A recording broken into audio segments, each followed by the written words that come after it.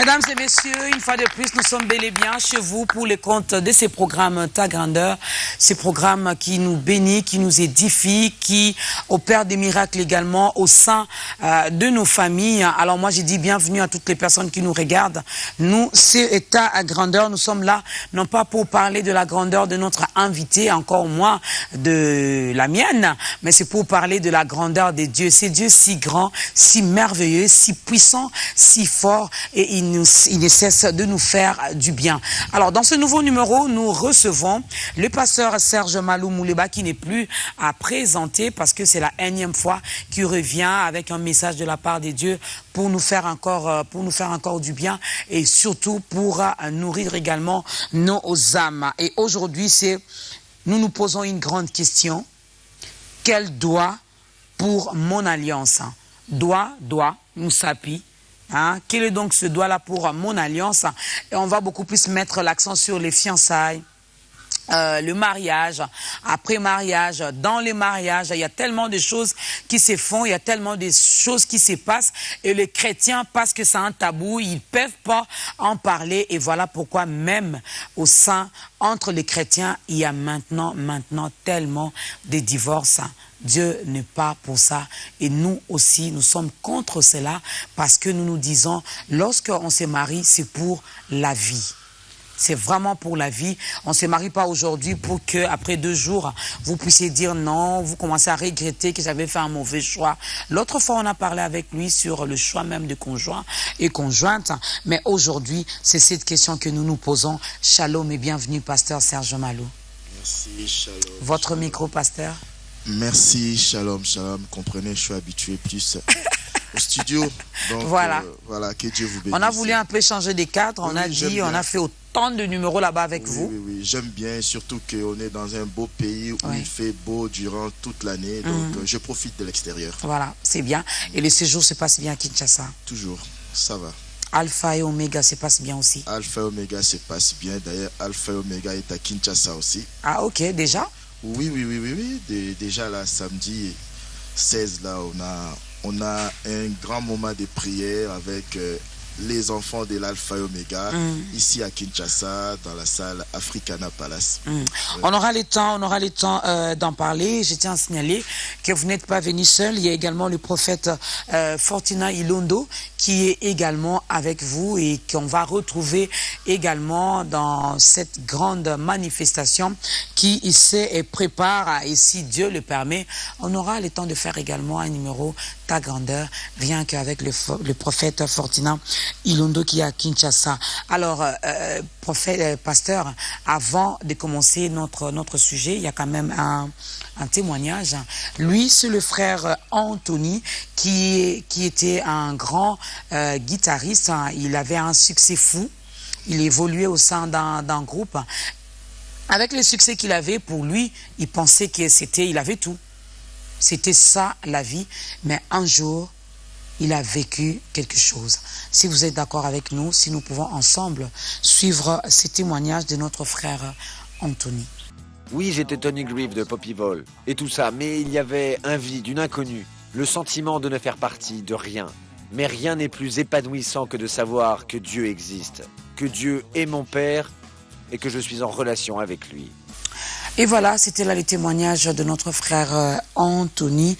Vous avez suivi avec beaucoup d'attention son histoire. Pasteur Serge, un petit commentaire par rapport à ça? C'est vraiment émouvant. En même temps, c'est une interpellation. Même pour nous-mêmes qui aujourd'hui nous sommes en Christ, que nous devons y demeurer. Pour tous ceux il y a des fois les gens qui demeurent dans le monde, qui n'ont même pas connu le 1/100 des succès que le frère il avait. Et pourtant, il y avait quand même un vide dans sa vie, un vide qu'il n'arrivait pas à combler. Et aujourd'hui, il est rempli. Ça nous prouve tout simplement que sans le Seigneur Jésus-Christ, nous sommes dans les vides éternels. Sans le Seigneur Jésus-Christ, nous sommes dans les vides éternels. On peut acclamer pour ça. Voilà, il n'y a que Jésus qui peut combler les vides qui se trouvent en vous en ce moment. Moi, je ne sais pas ce que vous êtes en train de traverser, mais peut-être que vous vous sentez tellement abandonné, tellement seul, vous sentez qu'il y a un vide en vous, nous allons vous aider. Nous demandons au pasteur Serge de prier pour toutes ces personnes qui se sentent abandonnées, délaissées et qui ont ces grands vides en elles. Éternel Dieu des armées, je vais faire mention à cette phrase de Blaise Pascal qui disait « Il y a un vide dans le cœur de l'homme que seul Dieu peut combler ». Je te recommande tous ceux qui en ces moments sont même ignorants qu'il y a un vide dans leur cœur, qui cherchent à combler ces vides de diverses manières par les choses charnelles, mais qui n'arrivent toujours pas. Je t'ai pris de leur accorder la grâce. Cette grâce que tu avais accordée même à Paul, qui n'allait pas à Damas pour évangéliser, mais qui allait pour autre chose, mais tu lui as accordé la grâce de les rencontrer. Je t'ai pris que tu puisses rencontrer aussi tous ceux qui ont ces vides-là dans leur cœur, afin que la famille en Christ, la famille du royaume de Dieu, puisse s'agrandir encore. Je brise tout ce qui n'est pas de toi, au nom puissant du Seigneur Jésus. Amen. Amen. Voilà, il y a également notre frère Ebouri Murphy qui nous vient donc du Gabon, de Libreville. Il est là avec nous. Il a toujours l'habitude de regarder, de suivre ta grandeur de l'autre côté. Donc on dit merci à lui d'être là pendant son séjour à Kinshasa. Il a dit pour rien au monde, je ne peux pas manquer. Je dois assister pour voir comment ça se passe. Merci beaucoup. Et nous saluons également tous les Gabonais qui aiment bien ce programme. Avant d'entrer dans les jeux questions-réponses, nous allons demander à la chorale de nous proposer les tout premiers cantiques.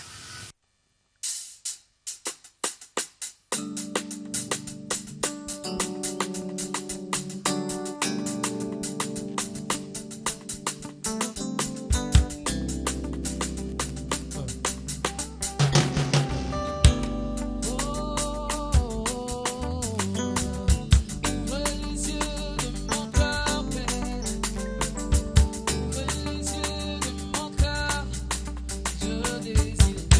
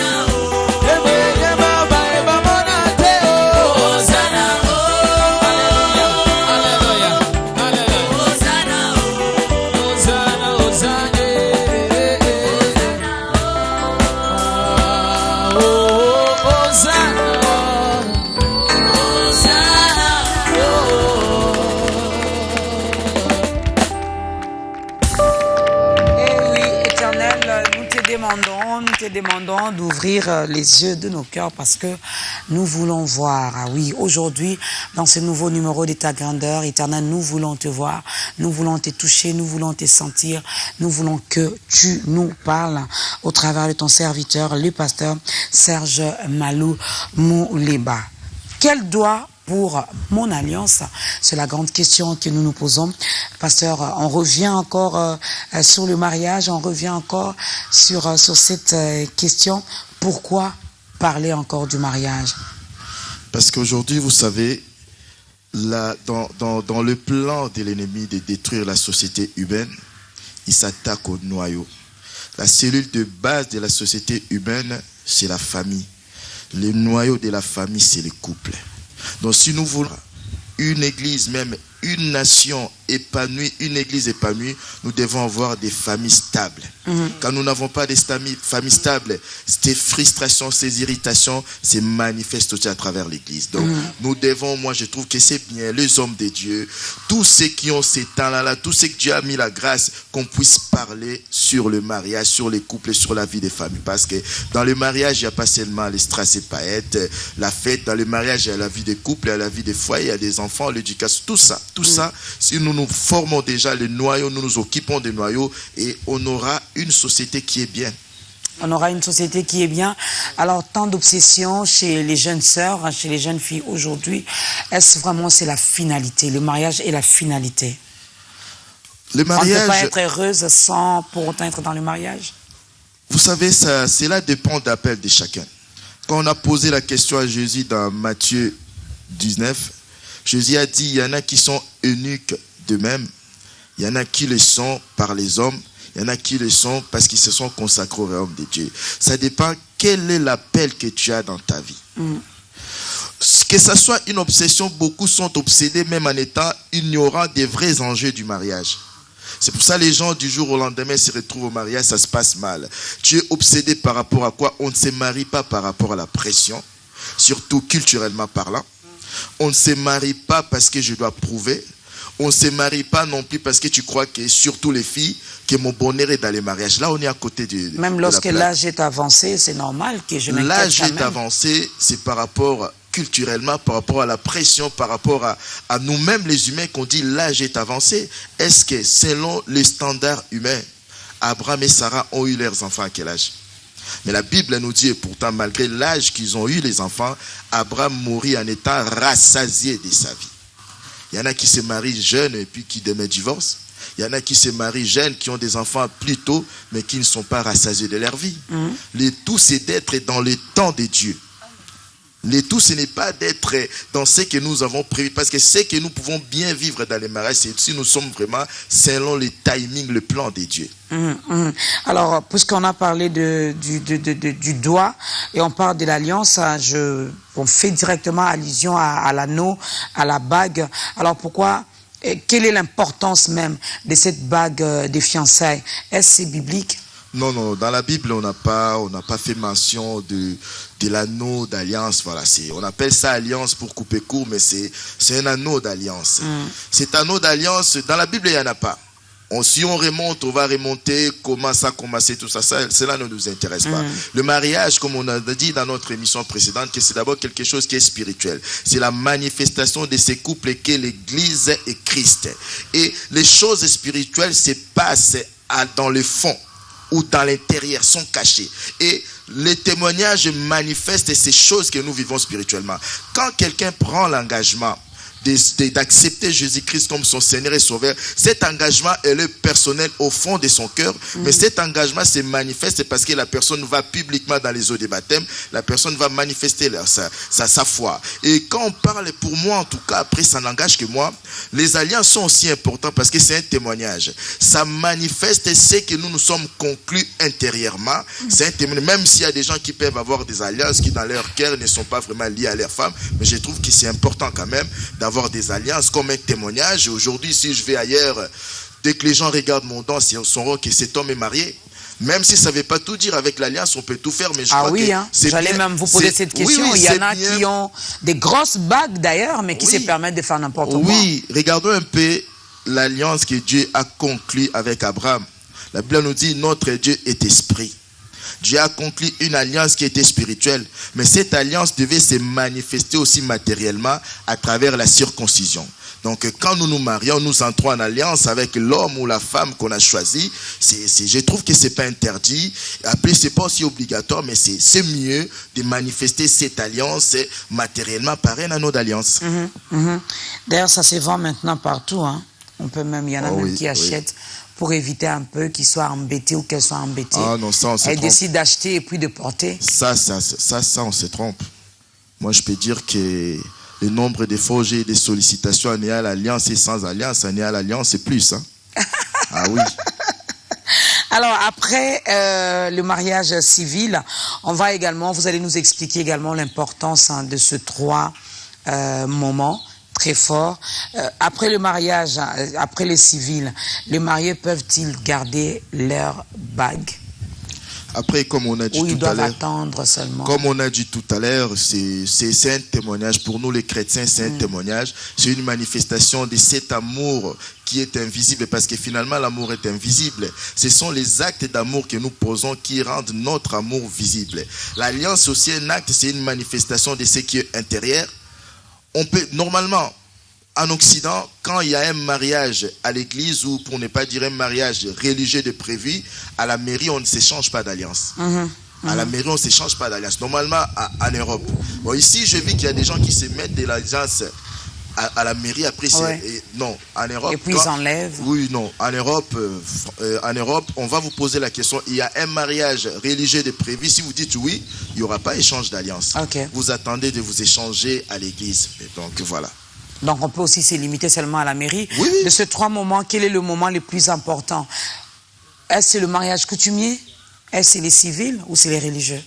Je dirais, le moment le plus important dans un processus de mariage, c'est la bénédiction de Dieu.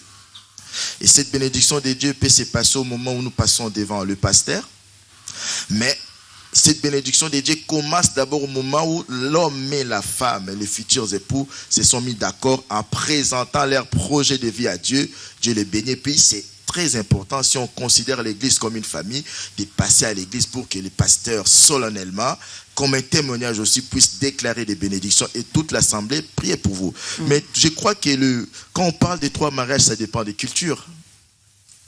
D'une culture à une autre, dans d'autres cultures, il y a un seul mariage. Dans d'autres cultures, il y a 2 mariages. Dans d'autres cultures, il y a 3 mariages. Mais je m'aimerais bien venir. Là, je parle beaucoup plus de nous ici. De nous ici, au Congo. Au Congo.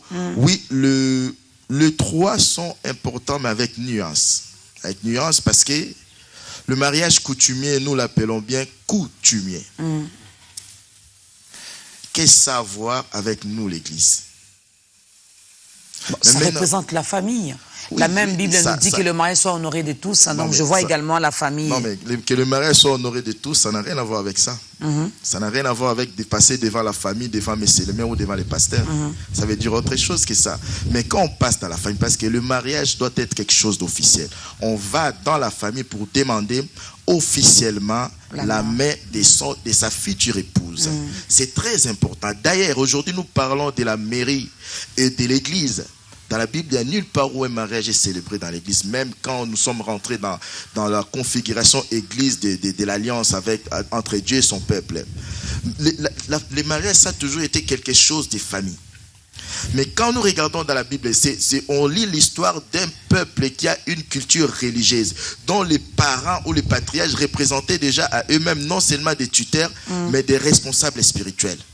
Donc c'est très important de passer devant la famille, demander officiellement la main de sa future épouse. Après, d'une culture à une autre, si on vous demande la dot, si tu aimes ta femme, tu donnes. Mais c'est très important de prendre sa femme officiellement, parce que Dieu n'a pas créé Ève et puis l'a laissée dans un coin des jardins d'Éden.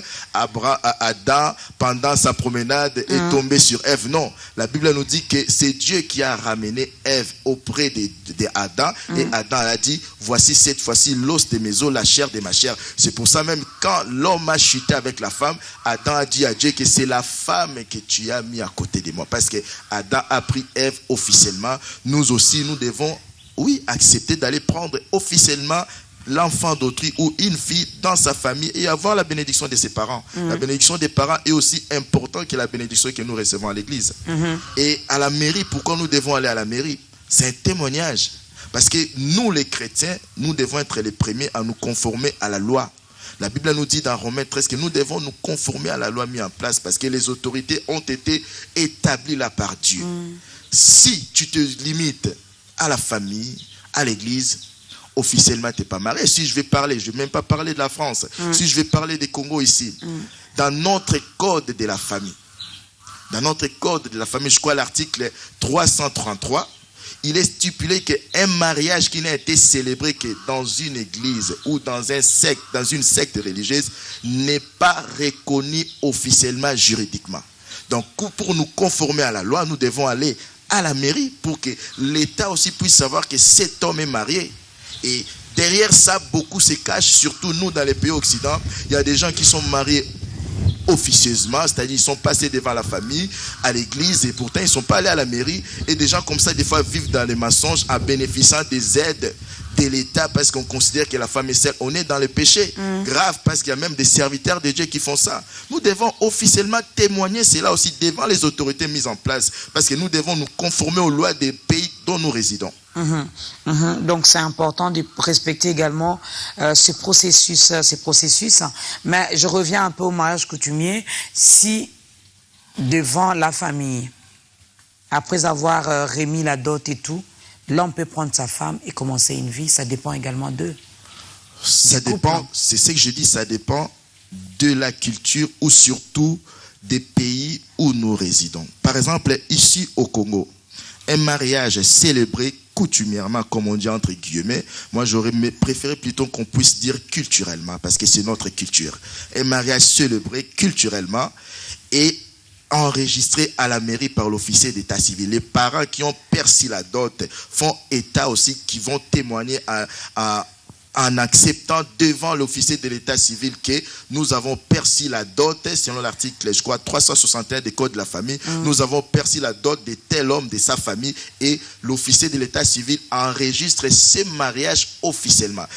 Ici au Congo, tu n'es pas obligé de passer par la mairie. Si tu passes à la mairie, selon la loi, c'est toi-même qui le veux, mais tu peux faire un mariage dans la famille culturel, pour ne pas dire coutumier, et puis on ramène ces témoignages de la belle famille, de la femme à la mairie enregistre et on dit, mais les délais dans le mois qui suit, il faut respecter ces délais, et la mairie acquiesce, enregistre que vous êtes devenu madame telle, monsieur, vous êtes officiellement le mari de telle femme. Donc c'est important. Les deux personnes se décident, l'homme décide d'aller faire sa demande officiellement auprès de la famille parce qu'il aime sa prétendante et cette dernière l'aime aussi, mais arrivé au niveau des parents, ils disent niet, pas cet homme ou pas cette femme. Que faut-il faire? Nous devons savoir une chose, le mariage, ce n'est pas quelque chose que l'homme a inventé. C'est Dieu qui a inventé le mariage. Donc, quand on veut entrer, on veut contracter le mariage, c'est-à-dire, on se décide, même des fois dans l'ignorance, de se conformer à la volonté de Dieu. Et à chaque fois que nous voulons nous conformer à la volonté de Dieu, l'ennemi se dresse en opposition. L'ennemi peut passer par les parents pour empêcher un couple qui a une grande destinée, mais il y a nuance dans cela parce que des fois, nous faisons des choix qui ne sont pas motivés ou inspirés par le Saint-Esprit. Dieu pour nous empêcher de faire des bêtises, de commettre des erreurs, parce que tu as dit tout à l'heure quelque chose qui est très important, on se marie pour la vie. C'est-à-dire, c'est un choix qui n'est pas à prendre à la légère. Et si on fait un mauvais choix, un choix guidé par l'attirance, un choix guidé par autre chose que le valeur de mariage que Dieu nous a laissé, Dieu peut susciter une opposition pour nous empêcher de commettre les erreurs. Donc, dans tous les deux cas, le seul moyen de savoir si nous sommes vraiment dans la volonté de Dieu, c'est que le futur couple puisse se retirer dans la prière, puisse chercher la face de Dieu. Il ne faut pas passer par la force. Il faut chercher la face de Dieu pour savoir pourquoi cette opposition. Dans les deux cas, si c'est Dieu qui a suscité cette opposition, Dieu saura vous parler que c'est moi qui a suscité cette opposition parce que cette femme n'est pas la femme de ta vie. Si c'est l'ennemi, nous savons une chose, Christ l'a déjà dépouillé. nous allons finir par vaincre. C'est pour ça que j'aime bien quand je vois dans certains mariages, les gens font ça. J'ai dit oui, les mariages, c'est vraiment la victoire de la volonté de Dieu sur les diables. Voilà. Ça, c'est bien que la chorale nous prépare le deuxième cantique. Alors, la famille accepte. Ce qui veut dire nous commençons nos fiançailles. Bon, je parle de ces couples-là. Alors, ils peuvent également tout faire. Non. Ils peuvent tout se permettre. Non. Si on est encore fiancé, on ne peut pas tout se permettre. Non. Après, ça dépend. Ils peuvent aller au cinéma. Quand tu parles de tout se permettre... Tout, c'est-à-dire, je vais chez mon fiancé, je vais faire la lessive, la vaisselle, j'arrange la maison, je fais les ménages et tout, je prépare, je dors là-bas. Et si je dors là-bas, donc imaginez ce qui peut se passer la nuit également. Non. Un homme qui a besoin que sa femme puisse commencer à lui repasser ses habits, à lui faire ça, il faut être précieux aussi, la marier.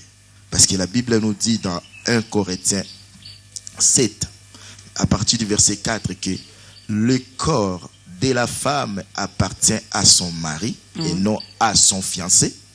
Vice versa, le corps de la fiancée, de l'homme aussi appartient à sa femme et non à sa fiancée. Mais nous sommes déjà dans ce processus-là. Oui, les familles se connaissent déjà, on se côtoie un processus déjà. Reste un processus. Nous sommes aujourd'hui au Congo dans un processus électoral, mais on n'a pas encore voté. Quelqu'un ne peut pas s'autoproclamer que je suis député. Ouais. Quoique j'ai déjà vu ça ici au Congo. Voilà. Donc, processus ne veut pas dire qu'on a accompli l'acte. Non.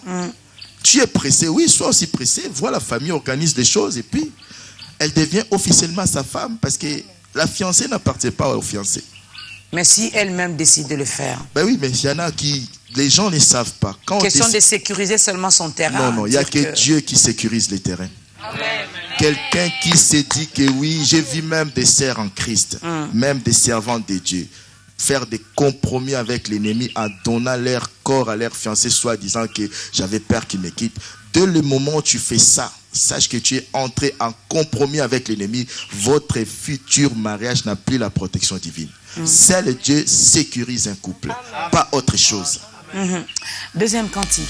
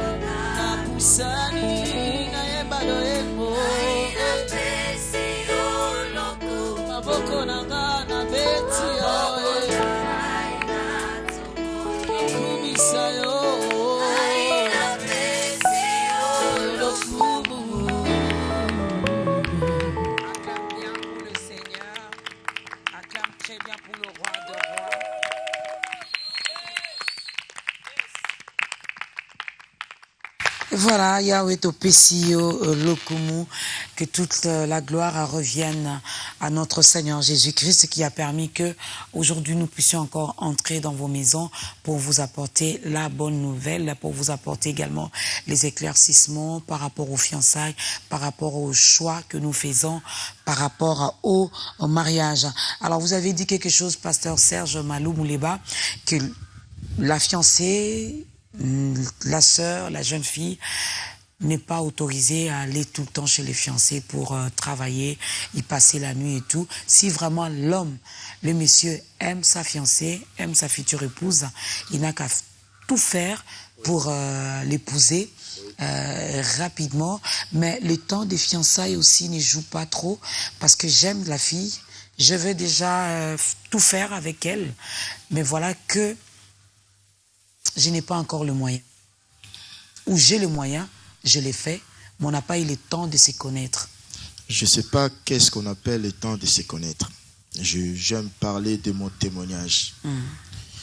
J'ai dragué ma femme parce que je n'ai pas dit que Dieu m'a dit non.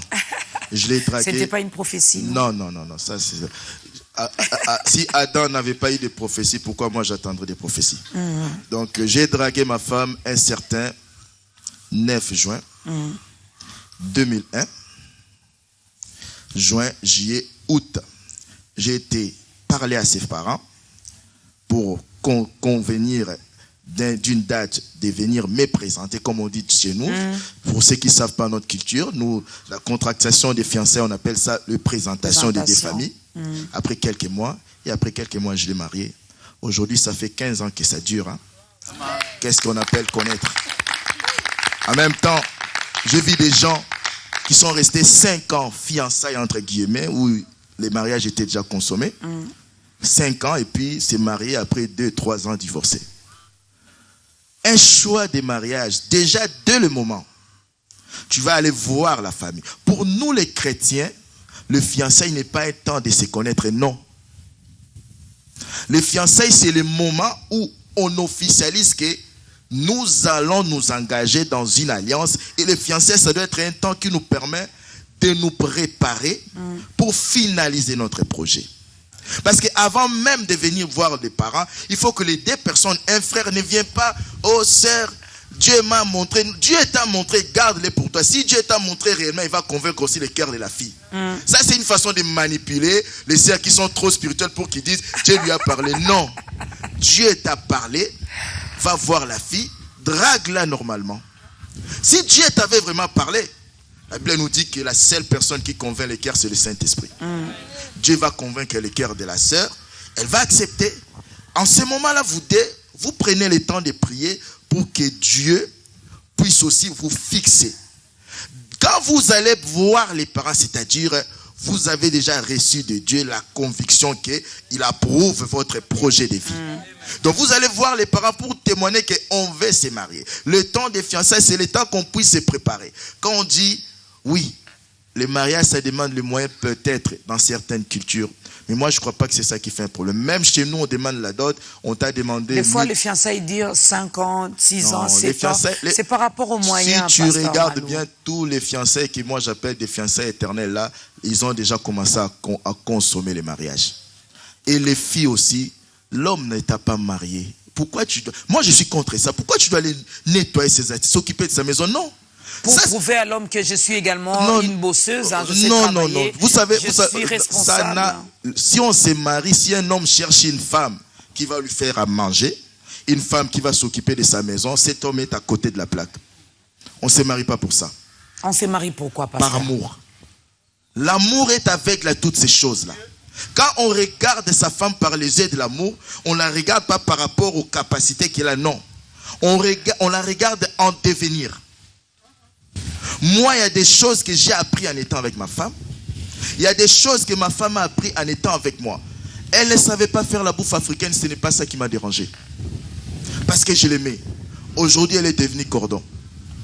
Donc, c'est-à-dire un homme qui cherche une femme, qui aille chercher une boniche ou un cordon bleu pour lui faire à manger, pour lui faire les repassages. Non, on aime sa femme. L'amour n'a rien à voir avec ce qu'il y a tout autour. Ça peut être des bonus, des surprises, mais on aime d'abord la femme. Quand on aime la femme, on la marie, même si elle ne s'est pas préparée, même si elle n'arrive pas à avoir des enfants. Ce n'est pas notre problème. Moi, je l'aime. Je vais l'aider ensemble, qu'elle puisse arriver à faire ce qu'elle n'arrive pas à faire. Tout comme la femme aussi va aider l'homme. On ne se marie pas avec quelqu'un qui est parfait. Ensemble, nous tendons vers la perfection. Vous vivez en Europe, hein, les chrétiens qui nous regardent ici à Kinshasa, les frères qui vivent ici diront, mais qu'est-ce qu'il est en train de nous dire, ces pasteurs? Tout ça, ça compte. Hein. Non, ça compte Cette pas. femme, je l'aime, mais elle doit être en mesure de s'occuper de mon ventre. Je l'aime, elle doit être propre. Je l'aime, elle doit savoir repasser. Je l'aime, elle doit savoir nouer une cravate. Je l'aime, elle doit savoir, je ne sais pas moi, cirer mes chaussures. Ça compte tout ça. Déjà, quelqu'un qui vient se marier en se posant de telles questions, on doit d'abord se poser les questions. Moi qui vais marier cette femme, qu'est-ce que je peux lui apporter? Bon, lui, il dit il a déjà l'amour et il a l'argent à donner à cette femme. Donc. Vous savez, tout le monde peut dire il a l'amour, tout le monde peut dire j'aime. Mais l'amour est invisible. Ce sont les actes d'amour qui rendent l'amour visible. Tu maries la femme n'arrive pas à faire des enfants, tu l'aimes. Parce que je n'ai pas marié ma femme pour me faire mes enfants, non. Je l'ai mariée parce que je voulais vivre avec elle, cheminer dans ma vie jusqu'à... Mais c'est la finalité, non? Fonder une famille. Oui, mais Dieu peut permettre. On voit même les grands hommes de Dieu. Abraham n'a pas répudié Sarah parce qu'elle n'accouchait pas. Je ne sais pas, je n'ai pas encore vu dans la Bible où quelqu'un a répudié sa femme parce que sa femme n'arrive pas à avoir d'enfant, non. Abraham ne l'a pas répudié, mais il a eu quand même à partir avec la servante. C'est sur la proposition de la femme. Il pouvait aussi refuser. Il pouvait aussi refuser. Sur la proposition de la femme. Oui. Dieu a toléré ça, mais aujourd'hui nous voyons les conséquences de tout ça. Quand nous sortons des vrais contextes, des vraies motivations du mariage. La vraie motivation du mariage, c'est former un couple. Parce que c'est le plan divin. Pour l'expansion, l'extension de sa création. Mais Dieu peut permettre un moment de désert. Ce n'est pas ces moments. La Bible nous dit dans 1 Corinthiens 13 que le vrai amour ne périt pas. Si parce que la femme ne sait pas faire à manger, je vois des gens qui donnent cette raison-là. Tu ne l'as pas aimé. Tu avais quelqu'un pour te faire la bonne nourriture. Il faut aller au restaurant. 15 ans, 20 ans, sans enfants, bon, on reste quand même. Entre-temps, c'est Dieu a dit, chez lui, il n'y aura pas de femmes stériles, ni celles qui avortent. Mais voilà que nous, on a fait 25 ans, il n'y a pas d'enfants. Et les chrétiens ont cette facilité-là, on se réfère toujours à Sarah. Cette sœur qui te regarde te dira que moi, je ne suis pas Sarah. Le problème est que, c'est vrai, nous sortons beaucoup de choses de ce contexte. Si on regarde toute parole de la Bible, littéralement, on peut se retrouver à côté. Bien sûr, la Bible dit, dans ma maison, il n'y aura ni femme stérile, ni femme qui avorte. N'oubliez pas que le mariage n'est que la manifestation de ces couples spirituels qui est l'Église et Christ. dans la maison de Dieu, il n'y aura pas une église stérile. C'est-à-dire une église qui reçoit la parole de Dieu, qui est une sémence et qui n'accouche pas. Une église qui décrète, cette année c'est l'année de prospérité, mais on fait le bilan à la fin de l'année et il n'y a personne qui a connu la prospérité. Non, si vraiment c'est la maison de Dieu, l'église qui est l'épouse de Christ ne connaîtra pas, doit accoucher. C'est-à-dire la parole qu'elle reçoit doit porter des fruits. Quand on dit ni femme stérile, c'est-à-dire il y a des gens qui écoutent pendant 20 ans de vie chrétienne, on ne voit pas leur vie changer. On parle de cela. Qu'on ne s'appuie pas sur cela. Parce que la Bible nous dit, aujourd'hui on cherche des liens à couper. Mais quand la Bible nous parle de Anne, parce qu'on dit, l'Éternel lui avait rendu stérile. Quand même hier, j'ai lu ça encore, quand Jacob parlait à Léa, dit, donne-moi, Rachel qui lui disait, donne-moi un enfant. Il a dit, suis-je Dieu pour te donner un enfant? Aujourd'hui nous cherchons, non. Personne n'a répudié sa femme à cause de ça. C'est pas parce que déjà la personne qui n'accouche pas, elle est victime. Quand je vais la répudier ou je vais la charger, l'incriminer, c'est comme si quelqu'un qui est victime, on va encore la culpabiliser. Ça, c'est méchant. Ça, c'est méchant. Et la plupart, d'ailleurs, dans ces couples, on accuse toujours la femme, que ce soit la belle famille, c'est toujours la femme qu'on accuse. Des fois, on oublie que l'homme également. Et pourtant, il y a des hommes stériles aussi. Et pourtant. Alors, revenons un peu sur ces passages, que le mariage soit honoré de tous. Expliquez-nous un peu. Que le mariage soit honoré de tous, beaucoup le prennent genre, j'ai été dans la famille, à la mairie et à l'église. Ça n'a rien à voir. C'est une partie de ces versets.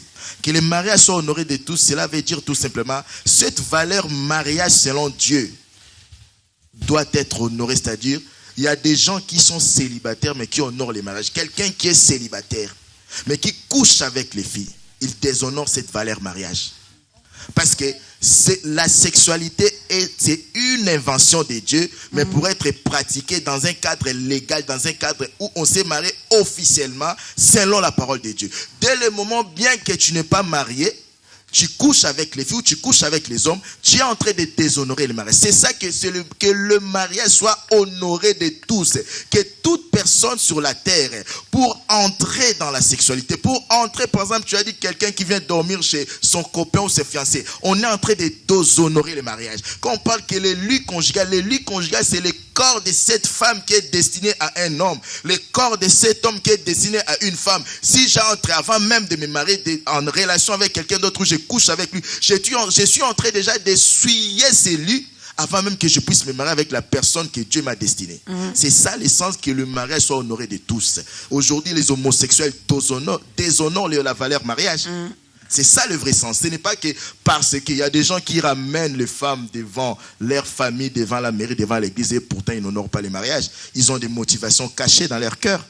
Tout comme des femmes qui se marient parce que mon âge a avancé. Ce n'est pas une raison de se marier. Ça, c'est des gens qui déshonorent le mariage. On ne se marie pas parce que mon âge a avancé. On ne se marie pas parce que toutes mes petites sœurs se sont mariées ou les voisines se sont mariées. Non, on se marie selon la volonté de Dieu, par amour, parce que je vais m'appliquer à la volonté de Dieu qui veut que je puisse me marier. Et non être une obsédée parce que j'ai la pression de la famille. Non. Non, non et non. Voilà, on peut acclamer. Ne soyez pas timide. Alors, puisque vous avez parlé de la sexualité, nous sommes déjà dans le couple. Oui. Enfant de Dieu, serviteur de Dieu, couple de chrétiens. La personne a dit non avant le mariage. Je m'abstiens, je ne vais pas le faire. Je vais honorer le mariage, je vais respecter, craindre l'Éternel, obéir à la voix de Dieu. Mais voilà que cette femme qui s'est abstenue arrive dans son mariage. L'homme est tout le temps parti. Surtout vous, les pasteurs. Tout le temps à l'église. Je dois m'occuper des brebis. Je dois m'occuper des sœurs, surtout les sœurs. Elles passent leur temps à venir toujours pleurer. Pasteur, moi, ça ne va pas. Et le pasteur donne tout son temps à écouter les autres qu'à écouter sa femme. Vous savez, là, c'est même une manifestation de déséquilibre. Jésus-Christ dit, venez à moi, vous tous qui êtes fatigués, je vous donnerai mon joug, yugos, qui veut dire équilibre. Quelqu'un qui sert Dieu doit être équilibré. La Bible nous dit, celui qui ne prend pas soin des siens, il a renié sa foi. Il est pire qu'un païen. Comment toi, les pasteurs, tu peux avoir le temps pour les brebis, ton ministère, pour passer à ta grandeur, mais tu n'as ni le temps pour ta femme, ni le temps pour tes enfants. Non. Et moi, je trouve anormal que moi, je dis, si Dieu me dit aujourd'hui, Serge, tu vas aller me servir à Kinshasa, et ma femme, et mes enfants à Kinshasa. C'est anormal qu'on soit là. L'amour ne se fait pas à distance. Dans l'amour, il n'y a pas de wifi dans l'amour. L'amour, c'est quelque chose de proximité. Quand vous dites qu'il n'y a pas de wifi, ça veut dire quoi, pasteur? C'est pas que moi je vis ici. Nouveau? Je vis ici, ma femme vit en Europe, mais pour quelle raison je vais l'envoyer? Parce que si on s'est marié, on dit qu'il n'est pas bon que l'homme soit seul. Finalement, je me suis marié, mais je pratique encore le célibat dans les mariages. J'envoie ma femme aux États-Unis, moi ici. Pourquoi faire? Et tu verras ça, il y a toujours des petites sœurs aux soins des pasteurs pour lui ramener le verre au bureau. Mais si tu veux une personne féminine pour te... Fais venir ta femme. Pourquoi tu la fais vivre là-bas?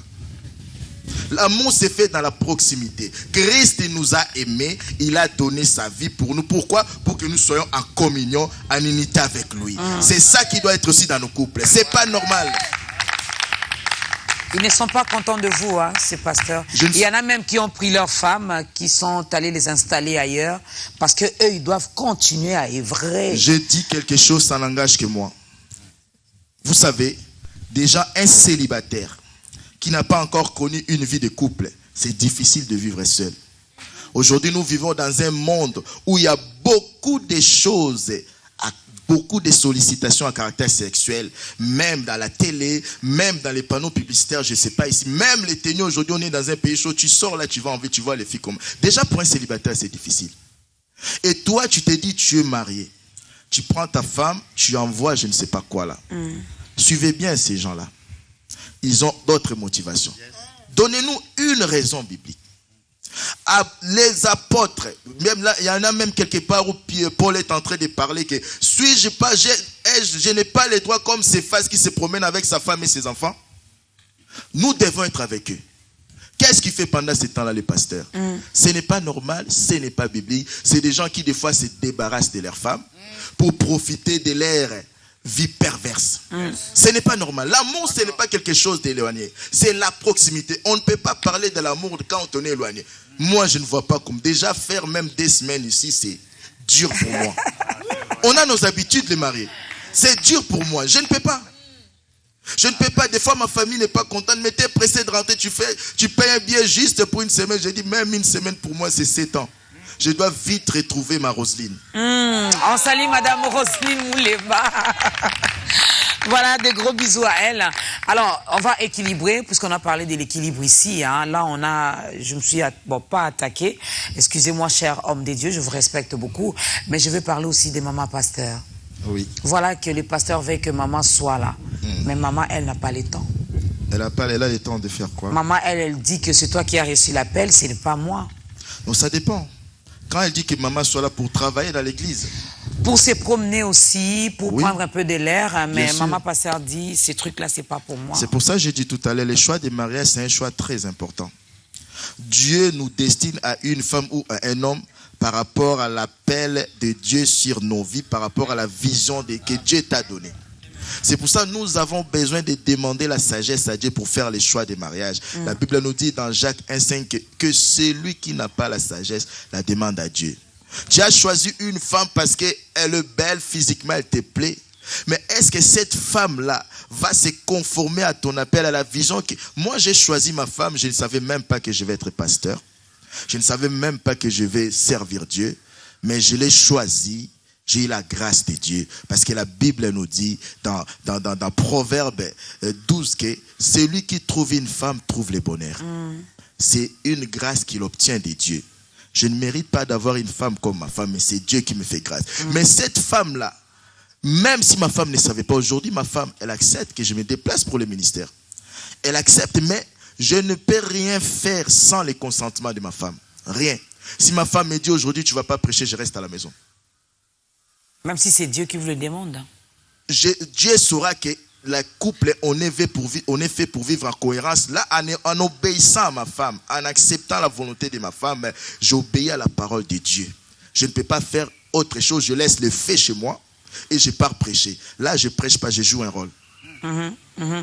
Donc, certaines mamans, pasteurs, certaines servantes de Dieu, elles-mêmes aussi, exposent leur mari lorsqu'elles demandent toujours aux sœurs de l'église, va arranger ceci, va servir mon mari, va faire ceci. Pour nous ou pour certaines femmes, déjà, lorsqu'on vous fait passer cet anneau, c'est un acquis. On a gagné, on crie victoire, et puis c'est fini. C'est ça le problème, parce qu'à chaque fois qu'on considérera quelque chose comme déjà acquise, inconsciemment ou consciemment, on va lâcher un peu la laisse. On va commencer à négliger. Même notre vie chrétienne, on a l'assurance des saluts, mais si on considère c'est acquis, je peux me laisser dans n'importe quoi. Toi qui es femme, même si tu n'es pas ma pasteur, les fidèles ne sont même pas tes enfants. Je dis biologiquement parlant. C'est-à-dire des choses que toi tu dois faire pour ton mari, pourquoi tu envoies les autres les faire? Bien sûr, on peut parler d'exposer. Vous savez, je vais dire une chose que beaucoup de gens ne savent pas. Le bonheur d'une vie de couple réside dans la femme. Une femme qui dit que je n'ai pas trouvé le bonheur auprès de mon mari dans le mariage, c'est une femme qui est à côté de la plaque.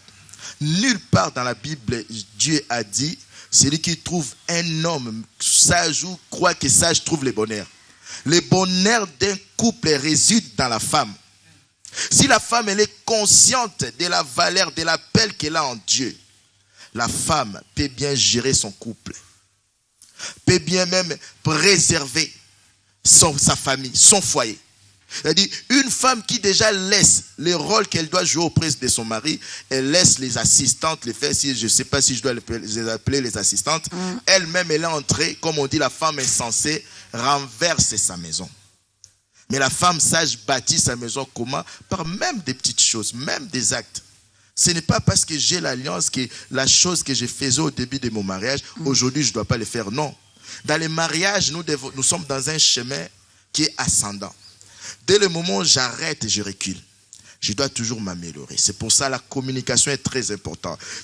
Tu as parlé de la monotonie. Notre Dieu n'est pas monotone. Nous aussi, on ne doit pas être monotone. Dans la vie des couples, il faut toujours chercher. Peut-être la chose qui plaisait à ta femme il y a 5 ans, aujourd'hui, ce n'est plus. Tu dois pouvoir le savoir, même avec ton mari. Tu dois pouvoir évoluer avec ton mari, jouer ton rôle, parce que la femme, c'est une aide. La femme, c'est le bonheur de l'homme, non seulement de l'homme, mais du foyer. Alors, on va parler un peu de la place de chacun aussi. Et souvent, ici, nous mettons beaucoup plus l'accent lorsque même la femme veut réagir, même si elle veut demander quelque chose, hein, elle veut manifester son désir. On dit, que dit la Bible? Femme, soyez soumise. Hein. Et l'homme se tape toujours la poitrine pour dire, c'est moi les chefs. Explicitez un peu. Quelle est la place de chacun? Vous savez, quand dans la Bible, dans Ephésiens 5, on parle que la femme soit soumise, que l'homme est le chef de la famille, on a un modèle de ce que la Bible nous donne. Le modèle de Christ et l'Église. Une femme qui est soumise à son mari, elle n'est pas soumise à son mari directement, mais elle est d'abord soumise à Dieu. Parce que c'est Dieu qui l'ordonne. Quand on parle de la soumission, en te référant à la Bible où Dieu a dit dans Genèse 2 que je lui ferai une aide semblable. C'est-à-dire cette aide-là, c'est une mission que la femme a auprès de son mari. Ce n'est pas la soumission, ce n'est pas l'esclavagisme. Ce n'est pas, si moi, ma femme était soumise dans le sens où beaucoup les gens le disent, je ne serais pas ce que je suis aujourd'hui. C'est parce qu'elle s'est levée, ça, moi, j'accepte pas. Parce que j'ai une culture, un arrière-plan éducationnel. Je suis né d'une famille où mon père était polygame. Je suis né d'une famille où la culture loubale, l'homme, c'était l'autoritarisme. Mais parce que ma femme m'a parlé, ça m'a aidé aujourd'hui à me conformer, pas à une autre culture que la culture du royaume de Dieu. Dans le royaume de Dieu, Dieu n'a jamais mis la femme en dessous des pieds de l'homme, non. La preuve en est, Dieu a tiré la femme des côtes de l'homme. Ça représente la protection. Ça représente chérir sa femme. Dieu n'a pas pris la femme de nos plantes, de nos pieds pour l'écraser. Non, la femme, comment la femme va bâtir la maison si elle n'a pas les mots à dire? Si elle n'a pas un conseil à nous donner? Bâtir, c'est édifier. Bâtir, c'est construire. Bâtir, c'est donner une forme. Aujourd'hui, Dieu a travaillé à travers ma femme le rôle qu'elle avait à côté de moi pour me donner la forme que j'ai aujourd'hui. Si je suis homme de Dieu aujourd'hui, parce que Dieu est passé par Rosine, l'a utilisé comme un instrument. Mais si moi je dis chute, t'as rien à dire. Bien sûr, je l'ai dit à un moment de ma vie où j'étais dans l'ignorance. Ma mère a vécu ça, toi aussi. Qui es-tu pour ne pas mériter ça? Mais elle s'est levée, elle n'a pas baissé les bras. Aujourd'hui, Dieu a fait de moi ce que je suis aujourd'hui. Quand on parle que l'homme est le chef de la famille, on ne dit pas que l'homme est le chef de la famille comme Donald Trump ou comme Kim Jong-il. Non. On dit l'homme est le chef de la femme comme Christ est le chef de l'église. Être chef ne veut pas dire revendiquer. D'ailleurs, un vrai chef ne revendique pas. Quand vous voyez un chef commence à dire c'est moi quand même votre chef, sache qu'elle a déjà perdu son autorité. Le respect ne se revendique pas. Non. C'est par rapport aux actes qu'on pose qu'on nous respecte automatiquement. Il y a beaucoup de gens qui croient que ma femme me respecte. La paire n'est pas le respect. Elle évite tout simplement les problèmes avec toi. Tu crois qu'elle se respecte. Elle n'a même pas non plus peur de toi, mais elle évite les problèmes. Elle en a marre. Quand on dit l'homme est le chef de la famille, comme Christ est l'église, regardons un peu qu'est-ce que Christ a fait pour son épouse qui est l'église. Christ s'est donné lui-même pour l'église. Il a abandonné sa couronne pour l'église. C'est-à-dire nous les hommes. Il s'est humilié. Il s'est fait malédiction. Il supporte l'église. En parlant même de ce que tu dis, oui, la femme, il faut qu'il sache. Non, Christ n'a pas regardé que Serge Malou, c'est un impudique, c'est un alcoolique. Il n'a pas regardé ça. L'église, malgré nos imperfections, Christ est là en train de nous aimer. Il nous aide. Aimer, c'est-à-dire aider l'autre à devenir non comme on le veut, mais comme Dieu le veut. Nous ne devons pas façonner les gens à notre façon. C'est ça. C'est-à-dire, je suis le chef, je prends mes responsabilités. Être chef, c'est-à-dire, je ne vais pas dire à ma femme, parce que tu travailles, toi aussi tu dois faire, tu dois contribuer. Non, elle doit le faire d'elle-même. C'est ça, être chef. Être chef, c'est, j'ai que 100 €. Au lieu d'acheter un costume pour moi, je regarde, oh, chérie, qu'est-ce que tu as besoin? J'ai besoin de ça, ça, il achète. Si je vais rester avec elle, c'est ça, être chef. Ah bon? C'est ce que Christ fait. Ah. Les hommes là aujourd'hui, je ne sais pas. Dis-moi, notre modèle, le vrai modèle des couples, c'est Christ et l'église. Qu'est-ce que Christ ne fait pas pour nous? Nous, on veut bien recevoir, mais on refuse de donner. Christ, il nous a aimé, c'est donné et c'est donné. L'amour n'est pas donné. L'amour, ce n'est pas recevoir, mais l'amour, c'est d'abord donner. Parce que le besoin de tout être humain, c'est aimer et être aimé. Être aimé, c'est une conséquence, ce n'est pas un but. Si moi, mon but, c'est d'être aimé, c'est-à-dire, non, j'aime. Aimer, c'est supporter. Aimer, c'est voir d'abord l'intérêt de l'autre. Moi, je peux être là des fois distrait. Ma femme ne comprend pas. Chérie, je te parle. Mais chaque jour, je réfléchis. Comment je peux m'améliorer? Qu'est-ce que je dois faire pour faire encore une bonne surprise à ma femme? Qu'est-ce que je dois faire pour... Non, beaucoup de gens, c'est naze. C'est fade leur couple parce que c'est la monotonie. Il faut inventer, il faut créer. Le Saint-Esprit crée. Beaucoup de femmes savent que mon mari, quand il revient de l'église, il mange. Après manger, il lit un peu la Bible. Il regarde un peu la télé. Après, il fait... Il va dormir. Non. Et des fois, je rentre, chérie, on ne va pas manger. On va au restaurant. Et des fois, chérie, non. Fais pas la cuisine, c'est moi. Non. Il faut créer. C'est ça qui rend que la vie des couples n'est pas monotone. Ça vous arrive aussi de faire la cuisine? Je ne suis pas trop fort en cuisine, mais je suis trop fort en grillade. Je fais beaucoup de grillades et je fais aussi la salade. Maman Roselyne mate un peu son mari, hein, parce que les Africains, eux, ils voient des sorciers partout, les envoûtements partout. Vous savez, quand on aime, l'amour, ce n'est pas dans la théorie. La Bible nous dit dans 1 Jean que petits enfants n'aiment pas seulement en parole. L'amour, c'est dans les actes. Je dois poser. On n'a pas besoin de me pousser. L'amour, c'est une impulsion. Ça me pousse à chercher comment faire pour plaire l'autre. Et quand on est dans cette attitude, l'autre, elle va faire pareil ou il va faire pareil. C'est là qu'on vit heureux. Je ne suis pas là pour le but d'être heureux. Je suis là pour le but de rendre cette femme que j'ai été chercher chez ses parents heureuse. Et cela peut avoir comme conséquence que cette femme s'investit aussi à me rendre heureuse. C'est ça. Troisième cantique, hein, parce que là, ça chauffe. Ça chauffe. Je mets beaucoup plus l'accent sur les chrétiens mariés.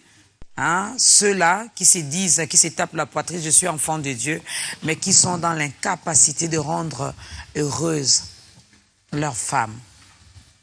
Oh, moi je suis le chef. Non, ça ne sert à rien de nous rappeler que tu es chef. Pose des actes. fais des choses qui vont nous faire comprendre que c'est toi le chef de la famille, c'est toi le chef de la maison.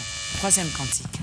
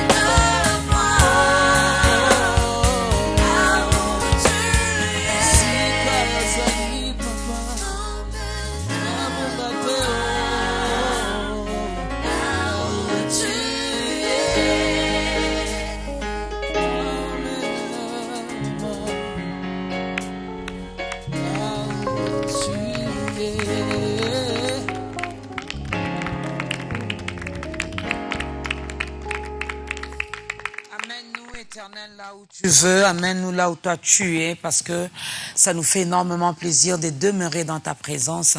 Ça nous fait énormément du bien. Alors, pasteur, on arrive presque à la fin de ce programme, puisque nous sommes déjà dans le mariage. Je voulais qu'on parle un peu de la consommation de la sexualité.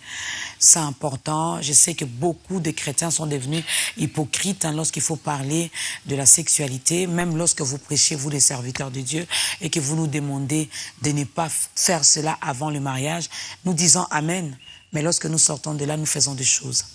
Nous faisons autre chose, nous vivons autrement. Alors, mettons un peu l'accent par rapport à ceux qui ont le droit de consommer déjà la sexualité, c'est-à-dire ils sont déjà mariés. Y a-t-il des choses à faire et à ne pas faire?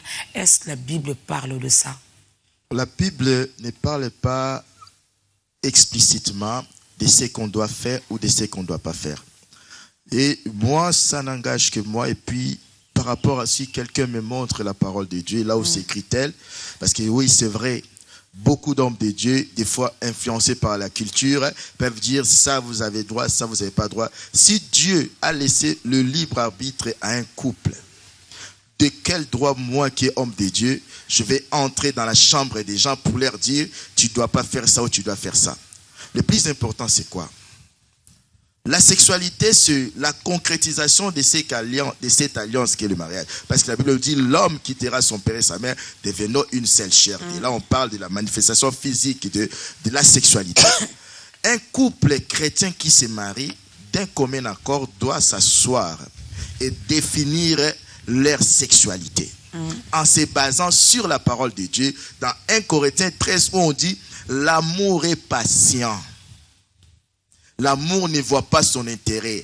Et surtout, les hommes de ma race, ils sont un peu des hommes chauds, ils sont incompréhensibles. Non, l'amour ne doit pas voir son intérêt. L'amour doit être patient. Un couple s'assoit et définit sa sexualité. Après, si l'un ou l'autre veut imposer telle ou telle pratique, il faut d'abord se poser la question. Cette pratique-là m'a été inspirée par quoi ou par qui? Il faut d'abord se poser la question.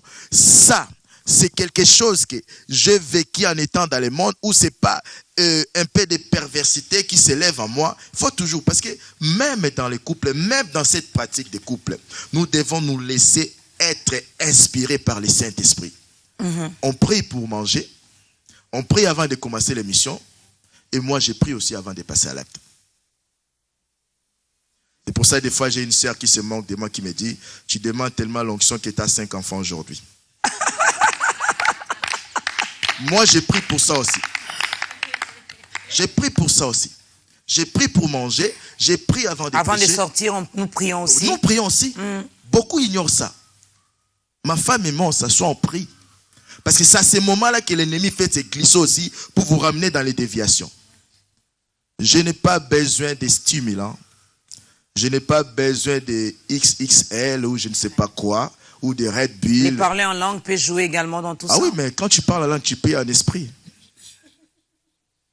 Je n'ai même pas besoin, je ne sais pas, d'un coro. J'ai besoin de la prière seulement. Je prie et puis Dieu me donne la capacité de satisfaire ma femme. J'ai compris que c'était un droit. J'ai compris que c'était un droit pour le marié. Mais il y a certains hommes de Dieu, je ne vis pas avec eux, donc j'essaie un peu de m'imaginer certaines choses parce que nous vivons dans la société. Et lorsque nous remarquons qu'il y a maintenant beaucoup de divorces parmi les chrétiens, ce qui décourage même certaines personnes à s'engager dans le mariage parce qu'on s'est dit, tel pasteur s'est marié, voilà, tel chantre de l'Éternel, tel frère, telle sœur, il y a tellement de divorces, à quoi bon de m'engager dans ça? La femme doit-elle demander l'autorisation à son mari, à son époux, pour lui dire, chérie, j'ai besoin de toi? Si l'homme doit-elle faire une demande officielle? Mais déjà, un couple qui est un vrai couple, c'est vrai ce que tu dis, il y a des personnes qui pratiquent le célibat dans les mariages. Ils sont mariés mais ils pratiquent le célibat. Je dis, est-ce que vraiment un vrai couple qui est vraiment uni, on ne se demande même pas. C'est des choses où on se parle, on s'envole dans notre amour et puis on se retrouve dans la... Mais si la femme arrive au niveau, il doit demander à son mari, il faut dire qu'il y a un problème. Il y a un dysfonctionnement du couple. Où l'homme n'est plus attiré. Mais quand l'homme n'est plus attiré, il faut se poser la question, pourquoi?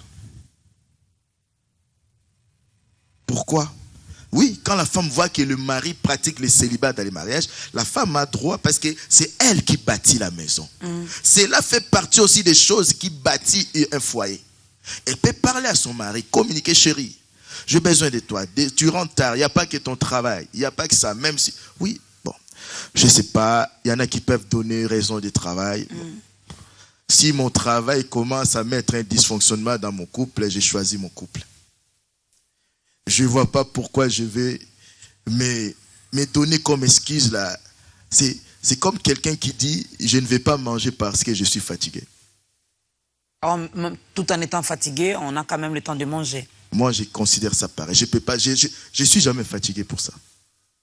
Donc c'est comme manger. Ce sont des choses, des pratiques de l'humanité. Je peux être fatigué pour prêcher. Mais ça, c'est comme manger. C'est-à-dire, ça fait partie, parce que ma femme, c'est moi, on devient une seule chair. Les célibataires, ils disent Amen. C'est comme si, quand ils vont se marier, ils vont commencer à les pratiquer. Bon, que le Seigneur nous aide vraiment. Alors, la dernière question pour clôturer, parce qu'on nous fait signe vraiment que c'est la fin. Quel doigt pour mon alliance? Quel doigt pour mon alliance? Ce n'est pas seulement demander quel doigt je dois mettre mon alliance.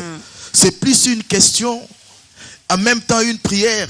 Parce que le mariage, c'est un engagement de vie. Ouais. Aujourd'hui, la société humaine est déséquilibrée parce que les couples sont déséquilibrés, les familles sont déséquilibrées. Si on ne se mariait pas à la légèreté, on allait avoir l'équilibre. Quel doigt? Je demande à Dieu, je consulte Dieu, j'essaye de poser des questions pour que Dieu me fixe c'est quand le moment et avec qui je dois contracter cette alliance de mariage. C'est ça. On ne se marie pas par plaisir parce que la femme m'a appelé, non.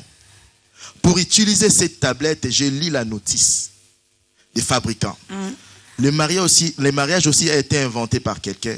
Dans son ingéniosité, notre Dieu Elohim a créé le mariage. Donc pour entrer dans cette pratique, je consulte Dieu. Tout en sachant qu'il ne faut pas attendre la prophétie. Dieu nous parle tantôt d'une manière, tantôt d'une autre. Adam n'a pas eu la prophétie. Bien qu'aujourd'hui, Dieu peut nous parler par la prophétie. Si, moi je dis à beaucoup de filles, si un homme arrive, Dieu m'a montré que c'est toi la femme de ma vie, dis-toi aussi que bon, c'est bien. On dit, il ne faut pas mépriser la prophétie, il faut l'examiner. Ouais. J'examine, j'attends que Dieu me parle aussi. Parce que si tu te maries seulement parce que Dieu a parlé à cet homme, les dysfonctionnements vont se manifester. Parce que toi aussi, la femme, tu dois attendre Dieu te parler. C'est ça le problème qui s'est passé dans les jardins d'Éden. La Bible nous dit dans Genèse 2 à partir du verset 15, Dieu a pris l'homme, l'a mis dans Éden, dans les jardins, et Dieu lui a dit, tu ne mangerais pas de ces fruits. Et c'est l'homme qui a... Dieu n'a pas parlé à Ève. C'était à l'homme de parler à Ève. Si l'homme avait bien transmis la vision à la femme n'allait pas avoir de doute. C'est-à-dire, toi, la femme, ne te marie pas comme ça. Ah, merci, pasteur. J'ai vu des femmes qui disent que c'est mon pasteur qui m'avait dit c'est l'homme de ma vie, mais aujourd'hui, je suis malheureuse. Non. Le mariage, c'est un choix personnel, volontaire, guidé, orienté par le Saint-Esprit. Si on a montré à l'autre, le même Dieu n'est pas limité. Qu'il me parle aussi.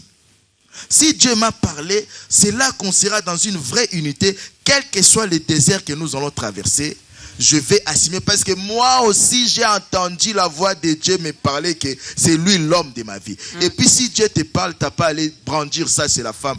Dieu m'a parlé, non. Il faut aller draguer tout simplement. Drague tout simplement, parce que si Dieu t'a parlé, il va disposer le cœur de la femme. Si tu es timide, demande l'aide du Saint-Esprit, il va t'aider par rapport à ça. Le Saint-Esprit n'est pas un esprit de timidité. Non, non. Voilà. Non. Donc frère, toi qui es timide, tu n'as pas le courage d'aller vers la sœur. Chasse, gêne, va couper les liens de timidité. Demande au Saint-Esprit de t'aider. Et beaucoup de frères aussi ont peur des sœurs qui récalent aussi. Mais j'ai dit aux frères, si tu veux vraiment te marier, n'aie pas peur d'être récalé. Oui, non, c'est aussi une réponse. Si, voilà, si elle te récale, sache que... seulement oui, non. Non, quand la sœur te dit non, sache que ce n'est pas la volonté de Dieu. Voilà. Dieu Tu t'a parlé reviens la aussi. deuxième fois, la troisième, tu dis toujours non, tu laisses tomber. Papa, cherche une autre. Il y en a plein, hein, les sœurs. Ah oui. Alors, on va faire l'appel. Hein. Nous allons faire en 2 ou 3 temps comme ça. Il y en a qui nous ont suivis, qui ne sont pas encore enfants des dieux. Parce que vous allez les aider à travers cette émission, les aider à entrer dans la grande famille des enfants des dieux.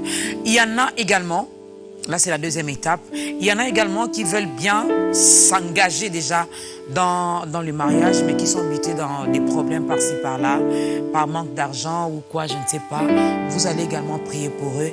Et en 3e étape, priez pour ceux qui sont déjà dans le mariage, qui sont prêts à abandonner. Je connais beaucoup de femmes qui disent « Je suis là seulement pour mes enfants. Vraiment, j'en ai marre, j'en ai ras-le-bol, mais je reste quand même pour les enfants. » L'homme également dit « Cette femme, vraiment, je regrette ce choix. Je reste seulement pour mes enfants. » Si vous pouvez aider toutes ces personnes via une prière, vous regardez votre caméra. Ok, je vais commencer par faire ce que j'affectionne beaucoup, l'appel au salut. Je t'invite, toi qui, pendant que tu nous regardais, tu nous écoutais, ça semblait un peu comme du charabia pour toi. C'est normal. Christ est là à côté de toi. C'est à toi de l'inviter en me suivant cette prière que je vais conduire par la grâce de Dieu. Répète après moi, Père éternel, je reconnais que j'ai un vide dans ma vie. Tout ce que je cherche à faire pour combler ce vide est qu'éphémère. Aujourd'hui, je vais te rencontrer. Je t'accepte, Seigneur Jésus, comme mon Seigneur et mon Sauveur personnel, à partir d'aujourd'hui et pour l'éternité. Que ta volonté puisse se substituer à ma volonté. Au nom de Jésus-Christ, nous avons prié. Amen. Amen. On va prier pour ceux qui ont du mal, vu les circonstances, à entrer dans cette vie de mariage ou dans la vraie vie chrétienne. On va prier parce que notre Dieu, c'est un Dieu capable de tout. Père éternel Dieu, j'implore ta grâce sur toutes les personnes qui sont là, que ce soit au milieu de nous ici, sur place, que ce soit ceux qui nous regardent à la télé, ceux qui ont la volonté peut-être, ils veulent entrer, se conformer à ta volonté, mais les circonstances, les situations les empêchent de se conformer à ta volonté. J'ai pris que tu puisses leur venir en aide, que tu puisses débloquer tout ce qui a été bloqué, que tu puisses mettre à leur disposition tout ce qu'ils ont besoin, que ce soit les finances ou l'approbation des parents ou les soutiens, que toi tu puisses les mettre à leur disposition afin qu'ils puissent vraiment vivre ta volonté et expérimenter toi le Dieu réel, le vrai Dieu. Au nom de Jésus-Christ, j'ai prié. Amen.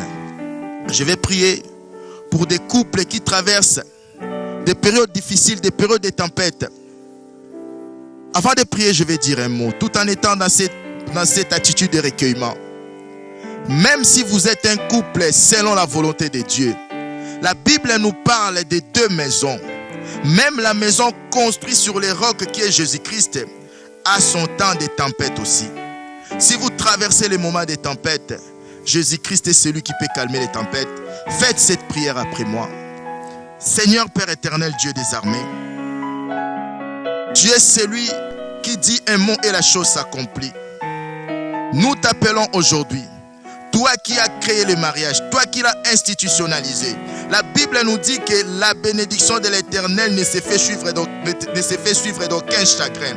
Ceux qui vivent les moments de désert, les moments de tempête, où ils sont secoués dans leur couple, nous prions que toi, l'homme de Galilée, tu puisses te lever dans leur couple, que tu puisses te manifester et manifester ta gloire dans leur couple, qu'il puisse y avoir un témoignage de quelqu'un qui appelle, qui dit que depuis ce jour-là, j'ai vu Dieu restaurer mon mariage. Car tu nous dis dans ta parole, les voleurs viennent pour voler, pour détruire, mais toi, tu es là pour restaurer. Toi, tu es là pour rendre. J'ai prié pour la paix, la restauration, la réunification de tous les couples qui traversent des périodes difficiles. Au nom puissant et glorieux du Seigneur Jésus-Christ, j'ai prié. Amen. Amen. Et voilà, bienvenue à ceux qui viennent à peine d'entrer dans la grande famille des enfants de Dieu. Soyez les bienvenus. Je l'ai toujours dit ici, il ne suffit pas d'accepter Jésus-Christ dans sa vie comme Seigneur et Sauveur, c'est-à-dire vous venez de naître, mais il faut également grandir. Et pour bien grandir, il faut être dans un environnement sain. Il faut avoir une église locale, il faut écouter la parole de Dieu, il faut méditer, il faut passer par les affermissements, il faut vraiment être entouré également des bonnes personnes qui vont vous aider à croître, à grandir. Alors, il y a un programme en cours, Pasteur Serge? Oui, il y a un programme en cours, le programme Alpha et Oméga, ici à Kinshasa. C'est samedi 16 septembre dans la salle Africana Palace, où on va prier beaucoup pour les couples aussi, pour la restauration des couples. On va prier aussi pour les célibataires. Vraiment, je reviendrai après ce programme. Celui pour qui on va prier, qui ne verra pas sa vie changer dans son mariage. Tous les célibataires, venez, n'ayez pas honte. On va prier pour votre doigt d'alliance. Et vous verrez, quand je reviendrai dans mon prochain voyage, vous allez témoigner des mariages. Amen. Je sais le Dieu à qui j'ai prié. Je sais aussi, à chaque fois que nous faisons des rencontres Alpha et Oméga, comment Dieu agit. Dans nos rencontres Alpha et Oméga, ce n'est pas des one-man show où quelqu'un vient prêcher et puis part, non. C'est le temps où tous les hommes de Dieu qui sont là, on est avec le prophète Fortuna Ilondo, peut-être la servante de Dieu, Dorcas sera avec nous. Au moment de prier, tous les serviteurs et servantes de Dieu qui seront là vont s'élever, venir à l'estrade pour prier pour tous les cas qui seront là. On est là, c'est une maison de prière pour tous les peuples. Pour tous les peuples. Donc le samedi 16 septembre à Africana Palace, à quelle heure? De 16h à 19h. L'entrée, elle est gratuite? L'entrée, elle est gratuite. Les rafraîchissements offerts. Ah, mais ça c'est bien. Voilà. Il n'y a que Dieu qui peut faire ça. Donc venez, non-chrétiens, venez, ça sera une occasion pour vous de donner également vos vies à Christ. Les célibataires, venez. Les mariés, venez, Dieu va restaurer également votre mariage. Qu'est-ce qu'on peut retenir pour clôturer, parce que nous sommes arrivés vraiment à la fin. Et votre numéro de contact? Oui, mon numéro de contact, c'est le même numéro que j'utilise quand je suis en Europe. Pour les gens qui sont ici, vous pouvez me joindre par WhatsApp, c'est le 0033 783 26 31 06. Je vais remercier surtout les groupes qui m'ont accompagné, qui est là disponible, avec la sœur Sophia Koanza. Vraiment, que Dieu vous bénisse. J'avais presque envie de me lever pour danser. Je me suis retenu. Que Dieu vous bénisse. On va le faire, hein. Là, à la fin. Et je vais remercier surtout, je l'appelle pas mon amour, mais je l'appelle mon cœur. Roselyne Malou Mouleba. La seule et l'unique. Voilà. L'amour se trouve dans le cœur. C'est pour ça que je l'appelle mon cœur. Qui m'a permis de me déplacer pour venir servir Dieu là à Kinshasa. Et ça, c'est bien. À votre cœur, vous ne pouvez pas vous faire du mal. Hein? Non, je ne peux pas. Je remercie aussi l'équipe de B1 qui m'a toujours ouvert sa porte. L'émission Ta Grandeur, qui est une émission qui est vraiment une bénédiction pour moi. Amen. Voilà. Amen. Merci beaucoup, Pasteur Serge Mouleba. Merci au prophète Fortuna Ilondo. Merci à Madame son épouse, Maman Roselyne Mouleba, que je salue également. Merci à notre frère Ebori Murphy, qui est venu donc du Gabon. Il suit l'émission là-bas. Les Gabonais suivent beaucoup ce programme Ta Grandeur. Et voilà, il est à Kinshasa. Il a dit, Maman Dorcas, pour rien au monde, je ne pourrais manquer ce programme. Il est là avec nous. S'il peut juste faire ça, voilà. Il mérite nos applaudissements. Voilà, le frère Ebori Murphy, ou Murphy, qui nous vient fraîchement du Gabon, précisément à Libreville. Merci beaucoup à l'équipe technique qui a travaillé. Alors, nous allons tous nous lever. Merci à la chorale. Hein. Merci beaucoup. On va tous se lever. Le pasteur va clôturer ce moment avec une courte prière et puis nous allons tous danser pour la gloire de Dieu. Merci à vous, mesdames et messieurs, d'avoir suivi ce programme. Éternel Dieu des armées, nous te rendons grâce parce que tout simplement tu as donné gloire à ton nom. Quand toi qui nous rends capables de faire ton œuvre, sois béni, sois élevé, qu'à travers cette émission, le royaume de Dieu puisse se manifester encore partout dans le monde. Bénis cette chaîne B1, bénis toute l'équipe technique, bénis la chorale, bénis tout le monde. À ton nom Jésus-Christ, j'ai prié. Amen. Amen.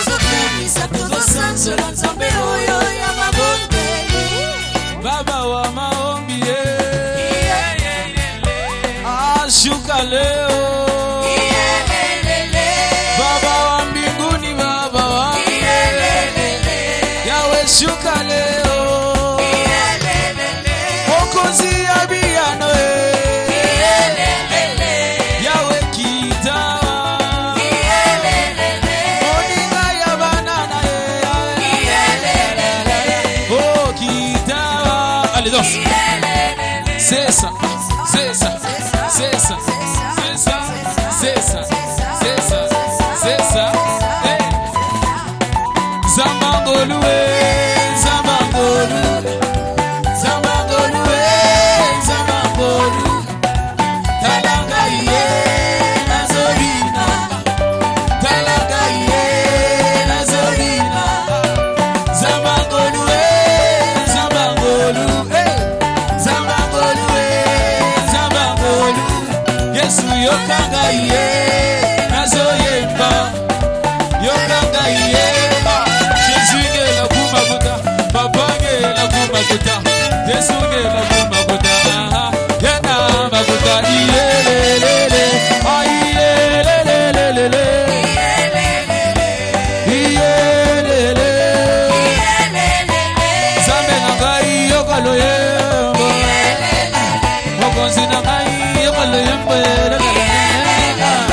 Tika mabina na ngai kumisa yorele, tika loyando na ngai senzola yo. Papa na ngai yokalo yembo.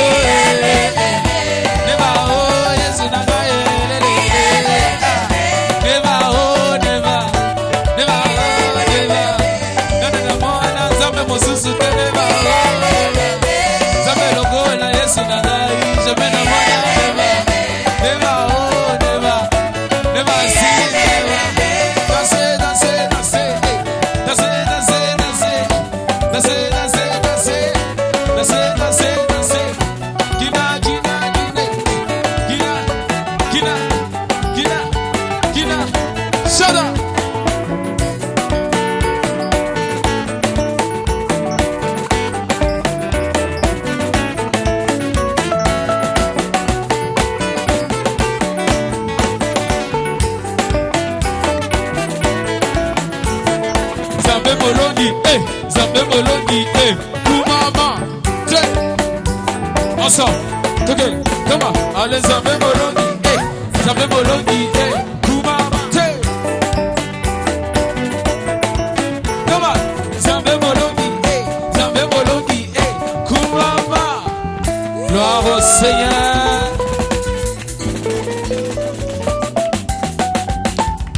gloire au Seigneur.